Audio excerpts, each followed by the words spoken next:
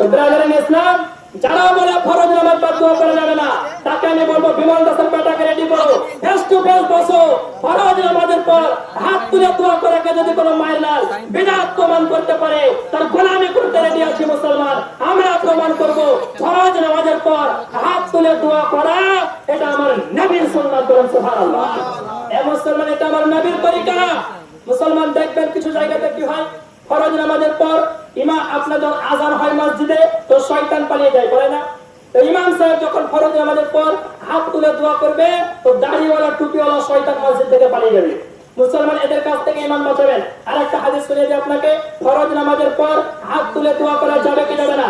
কিতাবটির নাম মুআজামে কাবির তাবরানী, 14 খণ্ড 266 পৃষ্ঠা, হাদিস নাম্বার 14907। সেম হাদিস খানাকে ইমাম নুরউদ্দিন হাইসামি রাহমাতুল্লাহ আলাইহি মাজমাউজ জাওয়াইদ 10ম খণ্ড 169 পৃষ্ঠা, হাদিস নাম্বার 17345। সেম হাদিস খানাকে আহলে হাদিসদের গুরু আব্দুর রহমান মুবারাকপুরী নিজের কিতাব তুহফাতুল আহওয়াজির 2য় খণ্ড আপনার 171 পৃষ্ঠা, লাইন নাম্বার 2, 3, 4 এর মধ্যে হাদিসটি উল্লেখ করেছেন। উল্লেখ করার পরে বলেছেন হাদিসটি সহিহ হাদিস। এই হাদিস আন মুহাম্মদ ইবনে আবি ইয়াহইয়া ওয়ালা রাআইতু আব্দুল্লাহ ইবনে জুবাইর ওয়া রাআ রাজুলান রাফিআন ইয়াদাইহি ইয়াদউ ক্বাবলা আন ইয়াফরুগা মিন সালাতিহি ফালাম্মা ফারাগা মিনহা ক্বালা ইন্না রাসূলুল্লাহ সাল্লাল্লাহু আলাইহি ওয়াসাল্লাম লাম ইয়াকুন ইয়ারফাউ ইয়াদাইহি হাত্তা ইয়াফরিগা মিন সালাতিহি। বলেন সুবহানাল্লাহ।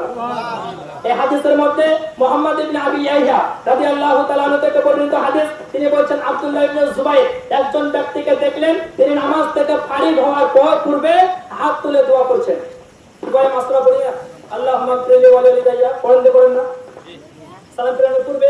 তো আব্দুল্লাহ ইবনে জুবাইর দেখছেন একজন ব্যক্তি সালাম ফিরানোর পূর্বে হাত তুলে দোয়া করছে। আব্দুল্লাহ ইবনে জুবাইর বলছেন, ও আমার ভাই শোনো, আল্লাহর নবী সাল্লাল্লাহু আলাইহি সাল্লাম নামাজের মধ্যে নয়, নামাজের সালাম ফিরিয়ে দেওয়ার পরে দুইখানা হাত তুলে রাফাআ ইয়াদাইহি, নিজে দুইখানা হাত তুলে রাসূল পাক দোয়া করতেন। বলেন সুবহানাল্লাহ। এ মুসলমান, কিতাবুজ জুহাদের মধ্যে হাদিস সহিহ সনদে আল্লাহর নবী সাল্লাল্লাহু আলাইহি সাল্লাম ফরজ নামাজে পা হাত তুলে দোয়া করেছেন। তারিকুল কাবীরের মধ্যে আম্মাদান আয়েশা হাদিস উল্লেখ করেছেন, আল্লাহর নবী সাল্লাল্লাহু আলাইহি সাল্লাম প্রত্যেক ফরজ নামাজের পরে হাত তুলে দোয়া করতেন। বলেন সুবহানাল্লাহ। তো দোয়া করা যাবে কি যাবে না?